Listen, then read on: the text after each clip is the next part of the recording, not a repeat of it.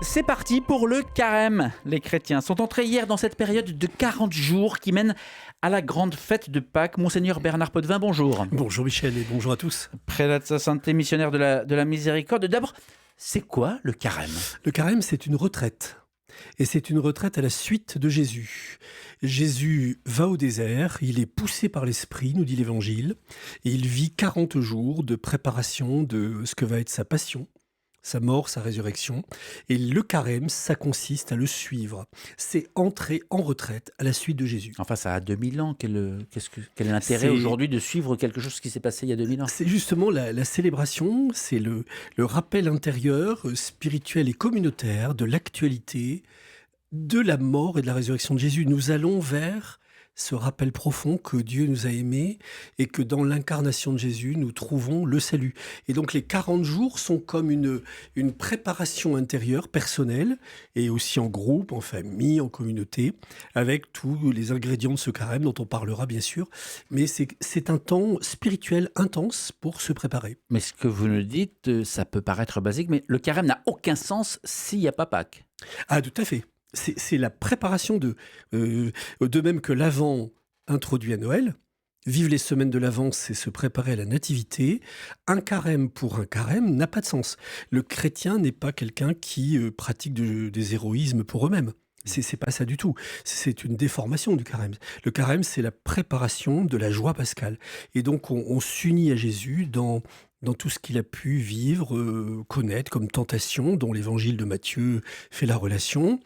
Il y a aussi évidemment toute une série d'exercices spirituels, on y reviendra sans doute, qui sont proposés, préparés, mais c'est spécifiquement la préparation de la Semaine Sainte. Pourquoi les textes disent-ils et invitent-ils les fidèles à fermer la porte de leur chambre et à cacher, entre guillemets, leur pratique ? Alors c'est vrai que c'est une insistance de Jésus dans Saint Matthieu. C'est parce que je crois que Jésus souhaite pas se faire récupérer. Profondément, Jésus veut être libre. Jésus n'est pas un roi terrestre. Dès les rameaux, dès le dimanche des rameaux, il en a bien éprouvé le grand saisissement. On a d'ailleurs, je me permets de rappeler que les rameaux brûlés, ce sont les cendres. Les cendres du mercredi, ce sont des rameaux de l'année précédente. Les rameaux, le dimanche des rameaux, sont une sorte de gloire tout à fait vaine. Jésus est pris pour un roi terrestre, alors qu'il n'est pas roi terrestre. Ma royauté n'est pas d'ici. Et je crois que Jésus, par sa liberté personnelle, veut aussi la nôtre. Il veut pas que on étale notre prière. Il veut pas qu'on étale notre générosité. Il veut pas que le jeûne soit triste. Jeûner, dit-il, il ne faut pas que vous preniez un air abattu. Prier, eh bien, c'est pas pour devenir des hypocrites, vous pavaner en public. Et de la même façon, votre aumône, votre partage, il ne faut pas l'étaler, il faut la vivre très discrètement. Vous venez de dire les trois, jeûne, prière, partage, aumône. C'est la base du carême ? Ce sont les trois cordons, pourrait-on dire, du lien qui nous relie à Jésus. Ce sont des moyens, on va dire. Jésus les a proposés, Jésus les trouve essentiels. La spiritualité du carême les a forgés comme vraiment trois matrices. Pour moi, c'est trois portes d'entrée. Alors, on n'est pas forcément toujours adéquat sur chacune des trois, bien sûr. Elles sont proposées aux chrétiens. On peut être plus à l'aise dans l'une que dans l'autre. Ça, c'est tout à fait respectable. Mais les trois permettent de communier au Christ dans ce qu'il a de pauvre, dans ce qu'il a de libre et dans ce qu'il a de relié à son Père. C'est ça l'enjeu, c'est d'être du Christ. C'est le jeûne, la prière et le partage pour les chrétiens, c'est toujours une relation. On est en relation. Mais enfin, tout de même, le carême sonne terne, même si on parle de joie, là on parle de cendre, on parle de privation, on parle de se mettre à l'écart. Oui, alors on a souvent rendu négative, triste cette période, alors qu'en fait, elle est plutôt, moi je la vois plutôt comme une heureuse période de prise de conscience. Je ne suis que cendre encore, dit Abraham. Abraham dit ça à Dieu. Seigneur, je ne suis que cendre encore, tu me permets de te parler. Abraham a l'audace de parler à Dieu, tout en étant que cendre. Eh bien, les cendres rappellent la finitude humaine, et je pense que le succès des célébrations de cendres est quand même un signe fort d'une attente de beaucoup de nos contemporains. En 2026, c'est pas banal d'avoir des églises remplies pour les cendres. Et les cendres, justement, ne nous font pas rester dans cette tristesse. Les cendres viennent comme nous préparer à un chemin d'accueil de quelqu'un de plus grand que nous. Et donc, en ce sens, le carême, c'est quelque chose que Jésus nous demande de ne pas vivre tristement, parce qu'il y a une espérance dans le carême. On est relié à lui, voyez. Et évidemment, si on le vit que pour soi, comme un pur acte de volontarisme, évidemment, il peut prendre un côté sombre, évidemment. Mais alors, quelle est l'invitation spirituelle profonde de ces 40 jours? Alors, les 40 jours sont vraiment faits pour changer de vie. Et Dieu sait si je crois que c'est essentiel, c'est franchement pas du luxe. C'est changer de vie, par exemple, du côté du jeûne, par exemple. Le jeûne, ça peut être un choix de maîtriser davantage son avidité dans la consommation. Ça peut être une façon de retrouver un équilibre personnel, de désirer se libérer d'addictions, soit déjà très fortes ou qu'on est en train de repérer. Vous voyez, ça peut être le jeûne, une sorte de liberté par rapport au bien, le numérique ou je ne sais quoi. Bon, la dimension de partage, c'est comme une ouverture à plus large que soi. On est quand même dans une société très individualisée. Et donc, le partage que préconise Jésus, c'est le rappel que mon frère a besoin de moi, d'une visite, d'une fraternité. Et la prière, c'est le rappel d'une société qui tourne trop sur elle-même et donc qui a besoin d'être transcendée par quelqu'un de plus grand. Donc l'appel à la prière, il est là aussi plein d'actualité. Vous avez parlé de liberté. On pourrait penser que c'est une sorte de cadre dans lequel entrer ce carême, ces 3 mots, jeûne, prière, partage. Or, vous nous dites non, il y a d'abord la liberté. Ça rappelle aussi le bon larron qui est au dernier moment, finalement. Absolument, c'est ça. Vous avez très bien résumé. Les 40 jours ne sont surtout pas un carcan. Si on les interprétait comme ça, on se tromperait. C'est un chemin de liberté et chacun entre évidemment au gré aussi de sa conscience et de ses possibilités. Il n'est pas demandé les mêmes efforts de jeûne, il n'est pas demandé la même intensité de prière à tout croyant, ça va de soi. On a aussi des charismes, on a des vocations diverses, mais c'est un chemin qui se prend vraiment en communiant les uns aux autres et en mesurant à quel point on est petit, vulnérable et où on a besoin des autres et besoin de Dieu. C'est surtout cette ouverture finalement.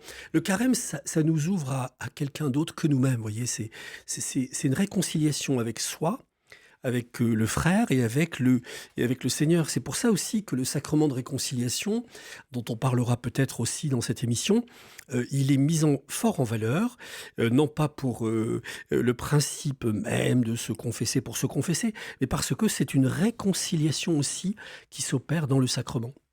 Pardon de revenir très terre à terre, monseigneur Potvin, mais on a besoin aussi dans notre quotidien Oui. de petits conseils, presque Oui. des trucs et astuces, mais pour innover, quel que soit d'ailleurs le chemin où nous en sommes, pour avancer, pour oser. Qu'est-ce que vous nous proposez? 3 petits conseils. Votre journée, chers auditeurs, vous la commencez à telle heure, bon voilà, c'est votre habitude.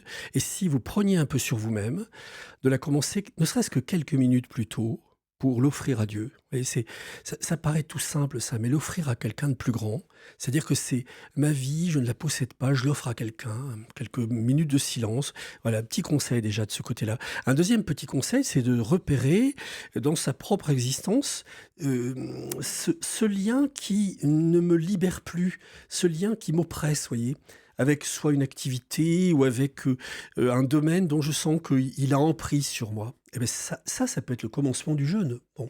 Et puis le troisième niveau, davantage un niveau peut-être de fraternité, j'ai peut-être un immense besoin de m'ouvrir à la justice. Ce monde attend la justice, ce monde attend la paix. Et est-ce que pendant mon carême, je ne serais pas artisan d'une action en faveur de la paix? Dieu sait si elle est fragile. Vous voyez, voilà des petites idées qui n'ont pas besoin d'être extraordinaires. Elles peuvent se situer dans la vie d'un auditeur qui est là en train de nous écouter dans sa voiture ou qui est en train de rentrer à la maison ce midi pour le repas. Et je crois que c'est ça le carême. Ce sont des dispositions à la fois très pratiques, très concrètes, et puis en même temps, c'est au service du grand mouvement du cœur. C'est pour ça qu'il y a 40 jours aussi pour avoir le temps de le déployer. Le carême, c'est aussi la valeur du temps. Je retrouve la valeur du temps parce que je suis toujours sur un tapis roulant. Et donc, le temps, 40 jours me sont donnés pour cette marche. Et dans son message pour le carême, le pape invite à une forme d'abstinence très concrète, celle, dit-il, des paroles qui blessent le prochain. C'est Voilà, aussi c'est un excellent exemple. Oui, oui, c'est oui. clair et c'est efficace. Oui, tout à fait. Monseigneur Potvin, sans être donneur de leçons, qu'est-ce que veut dire aujourd'hui, en 2026, croire au Christ?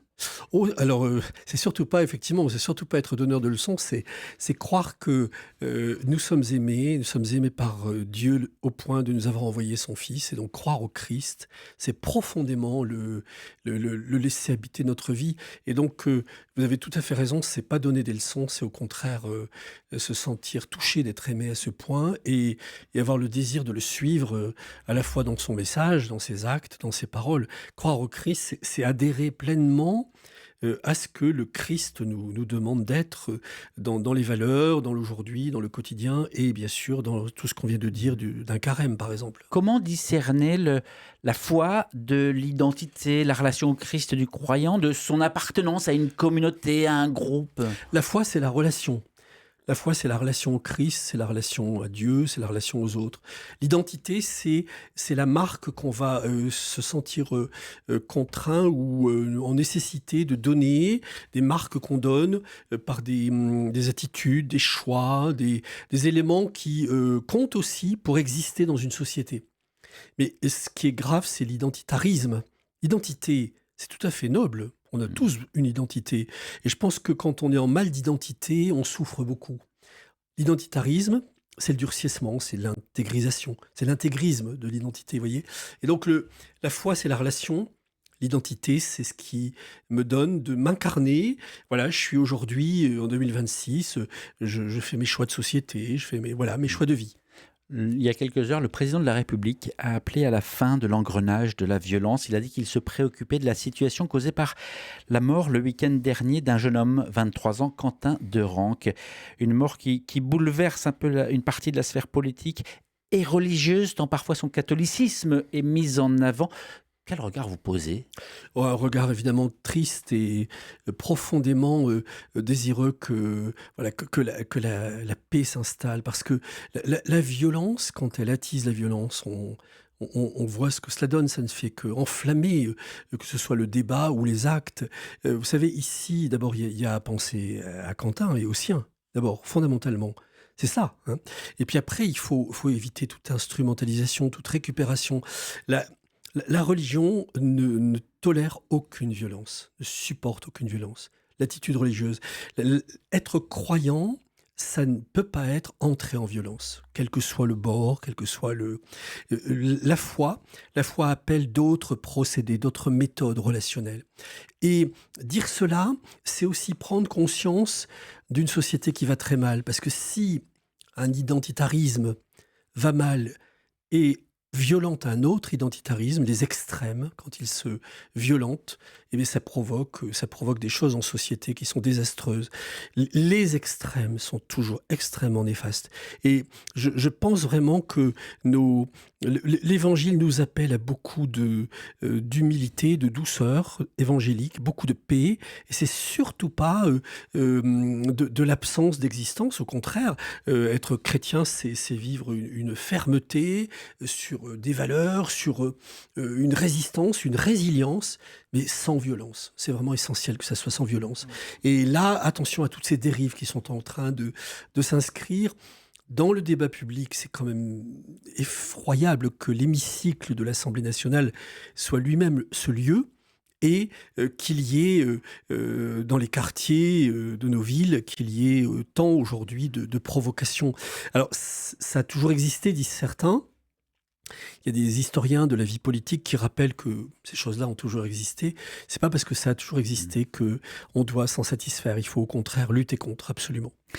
Le temps file, Monseigneur Potvin. J'imagine que début juillet, vous ne serez pas à Flavigny-sur-Ozerain, en Côte d'Or, Non. pour les consécrations épiscopales de la fraternité Saint-Pédis. Est-ce qu'il faut trancher dans le dialogue avec cette fraternité qui veut donc ordonner des évêques sans l'aval de Rome, tout en maintenant un dialogue? Ça interroge beaucoup. Est-ce qu'il faut donner une nouvelle chance, une énième, une chance? Je pense que l'intention du Saint-Père est celle du dialogue, mais pas à n'importe quel prix. Vous avez entendu, hein, si on résume la position du Saint-Père, c'est bien sûr d'avancer sur des chemins de compréhension. Le Saint-Père n'exclut aucune capacité de se comprendre davantage. Mais attention, il y a des lignes rouges, et notamment celle-là. Celle qui consisterait à ordonner hors de la communion de Pierre, des successeurs de Pierre, c'est une ligne rouge. Je pense que, vous savez, on retrouve des choses que Jean-Paul II, que Benoît XVI avait aussi incarnées. Quelque part, Léon XIV cherche, et c'est tout à son honneur, la communion, l'unité, je crois qu'il y travaille profondément, comme d'ailleurs ses prédécesseurs l'avaient fait, mais il faut absolument que ça soit dans la vérité, dans l'authenticité, et une obéissance, parce que obéir, c'est pas être servile. Obéir, c'est écouter ensemble l'Esprit Saint. Or, l'Esprit Saint nous demande d'être unis au niveau du successeur de Pierre, et ça, c'est fondamental. Ma dernière question, elle concernera les catéchumènes, parce que le carême, à l'origine, était tout de même fait pour accompagner ces catéchumènes, ces nouveaux venus dans l'Église. On n'en parle pas trop en ce moment, mais à Pâques, on en parlera beaucoup, parce qu'une nouvelle fois, le nombre explose, entre guillemets, enfin augmente. Comment vous voyez ça? Quelle analyse vous avez sur ce signe des temps, finalement? Ils nous bouleversent parce qu'ils sont nombreux, ils sont divers. Il n'y a pas un modèle unique de catéchumène, hein. Aujourd'hui, c'est une grande palette. Ils nous bousculent parce qu'ils viennent chercher chez nous peut-être des dimensions dont on avait un petit peu perdu la soif, le désir. Donc ça, c'est une provocation très saine. Et puis, ils appellent à ce qu'on croit que l'Église est vivante, que l'Église n'est pas du tout devenue je ne sais quel dinosaure. Non, elle est vraiment vive, elle est vivante. Ils veulent y prendre part. Mais alors, ils viennent aussi nous rappeler que leurs questions ne sont pas forcément les nôtres. Nous, on vit avec nos questions qui peuvent être héritées de décennies antérieures. Eux, ils arrivent avec leur fraîcheur, leur nouveauté. Et ça, c'est aussi très sain, parce que ça nous ramène aussi à ce que l'Esprit Saint désire dans l'aujourd'hui de l'Église.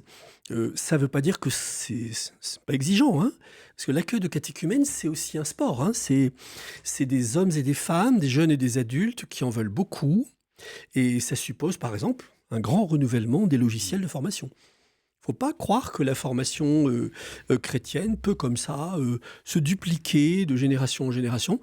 Il y a d'autres sources de formation qui sont à chercher pour ces chers catéchumènes. Et après, évidemment, d'avancer avec eux en leur confiant petit à petit les responsabilités qui peuvent être les leurs. Mais c'est une joie qu'on n'avait pas vue venir. On n'avait pas vu venir. C'est quand même prodigieux. On pouvait avoir toutes les grandes projections sur l'Église il y a 10 ans. Et je mets au défi quelqu'un de dire qu'il l'avait vu venir. Merci, Monseigneur Potvin, d'avoir répondu à ces questions. Merci à vous. L'entretien à retrouver sur la page YouTube d'RCF Hauts-de-France et sur le site rcf.fr, région Hauts-de-France.